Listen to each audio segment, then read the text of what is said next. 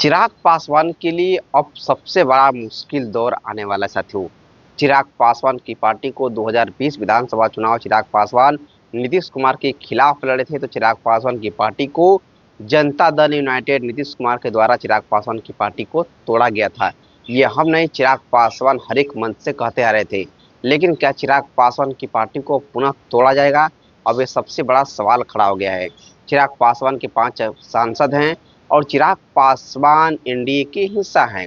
लेकिन चिराग पासवान आगामी बिहार विधानसभा के चुनाव हो, झारखंड विधानसभा के चुनाव हो, पूरी तरीके से लड़ने की तैयारी में हो गए हैं।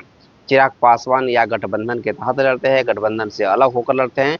अब ये सबसे बड़ा सवाल खड़ा हो गया है। अगर चिराग पासवान एनडीए से अलग होते हैं, कई ऐसे मुद्दों पर चिराग पासवान एनडीए सरकार का विरोध करते हुए नजर आ रहे हैं। गृह मंत्री अमित शाह ने दिल्ली में पशुपति पारस और प्रिंस राज को बुलाकर मुलाकात करते हैं और मुलाकात करने के बाद बड़ा संकेत आ जाता है साथियों। क्या चिराग पासवान की पार्टी एक बार पुनः उठेगी?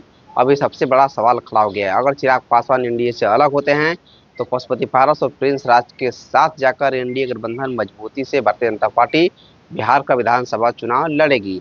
लेकिन चिराग पासवान क्या सीट बंटवारे को लेकर एक बार फिर से पूरी तरीके से खींचातानी में लगे हुए हैं? ये भी एक सबसे बड़ा सवाल खड़ा हो गया है। अगर चिराग पासवान भारतीय जनता पार्टी एनडीए सरकार की कई बड़े बड़ी नीतियों का विरोध किए हैं, चाहे वो यूपीएससी लिटरेरी मामला का हो या फिर वक्फ बोर्ड का हो या फिर आरक्षण को लेकर हो, चिराग पासवान हर एक मुद्दे पे सरकार को घेरते नजर आए हैं। वही सरकार के फैसले से चिराग पासवान नाराज हैं, तो वहीं विपक्ष के फैसलों के साथ चिराग पासवान जुड़ते जा रहे हैं। तो देखते हैं क्या होता है। क्या चिराग पासवान एनडीए गठबंधन छोड़कर इंडिया की तरफ आएंगे? अब ये सबसे बड़ा सवाल खड़ा हो गया, या फिर चिराग पासवान अकेले चुनाव लड़ेंगे? ये भी सबसे बड़ा सवाल खड़ा हुआ है। तो लेकिन अभी कहते हैं मैक्से पासवान। जय हिंद, जय बिहार।